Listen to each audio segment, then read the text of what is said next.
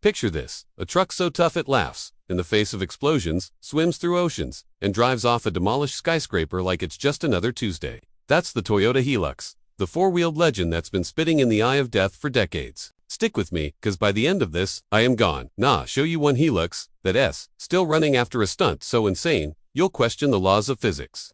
Welcome to Garticler, where we don't just talk cars, we live them, breathe them, and probably dream about them too. I'm your host, a guy who's been wrenching on engines since I could hold a socket, and today, we're diving into the 7 most unkillable Toyota Hilux trucks that just refuse to die. Let's roll back to the 80s, when the Hilux was already building its rep as the cockroach of the automotive world. You could nuke it, and it'd still crawl away. This ain't just a truck, it's a middle finger to entropy.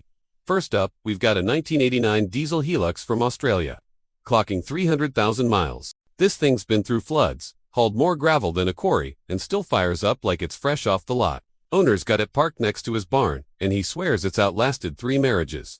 That's the kind of story you don't get with a spec sheet.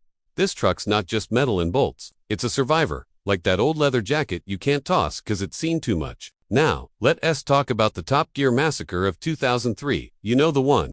Jeremy Clarkson and the boys decided to play Grim Reaper with a 4th-gen Hilux. They drove it downstairs, smashed it into a brick wall, drowned it in the Bristol Channel, and dropped a caravan on it.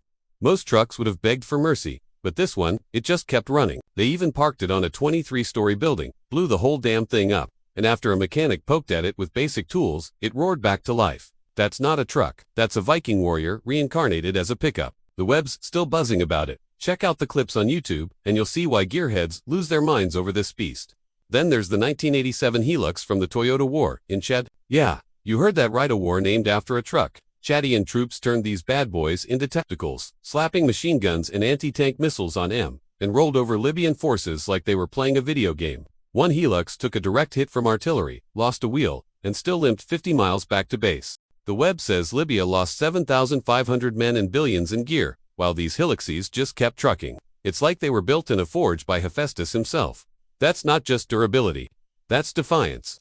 Let's jump to a 1995 Hilux in New Zealand, owned by a farmer who used it to haul sheep, towboats, and occasionally plow through rivers for the hell of it. At 400,000 miles, the engine's still purring, and the only repair was a busted tailgate from when his kid tried to test its limits with a sledgehammer. This truck's a family heirloom, passed down like a samurai sword. You don't get that with your average ride, it's gotta have soul, and the Hilux has it in spades. Number 5's a 2001 model from South Africa, running strong at 750,000 miles. The owner, a contractor, swears it's never seen a shop except for oil changes. He's driven it through deserts, over mountains, and once used it to pull a stuck bulldozer out of a mud pit. The Reddit thread on our Unexpected calls it a unicorn. For surviving that kind of abuse, compare that to a modern truck with its fancy electronics fritzing out after a splash of water. This Hilux is old-school grit, built when over-engineered meant simple and bomb-proof. Then we've got a 2010 Hilux that a YouTuber named Whistle Diesel tried to murder. This guy's a carnage artist, slamming doors 1,000 times, overloading it with cinder blocks, and driving it through a forest like he's auditioning for Mad Max. The truck's doors creaked, the bed sagged, but it kept moving. Motor 1 called it a car's worst nightmare, but the Hilux just shrugged.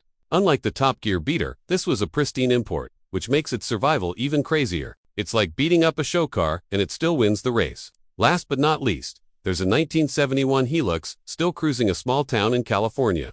This one's the holy grail, spotted on Reddit by a guy who helped the owner reseal his boat. It's got 500,000 miles, original paint, and a story for every dent. The old man driving it says that S's time machine takes him back to the days when gas was cheap and life was simple. That's the magic of these trucks. They're not just vehicles, they're time capsules. So why is the Hilux so damn tough?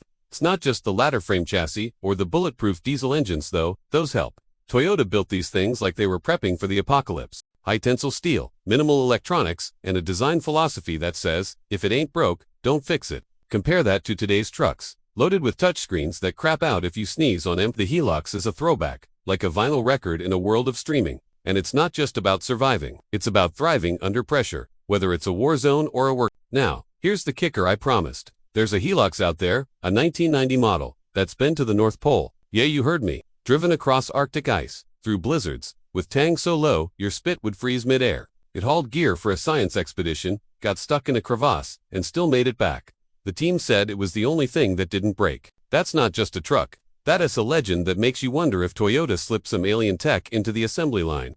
So, what's the big takeaway? The Hilux isn't just a machine, it's a challenge to every other automaker. Can you build something this tough, this timeless, this damn near immortal? And for us gearheads, it's a reminder. In a world of disposable tech, some things are built to last forever. What's your unkillable ride? Drop it in the comments, share this with your crew, and let's keep the gearhead fire burning. Until next time, keep the revs high and the roads wild.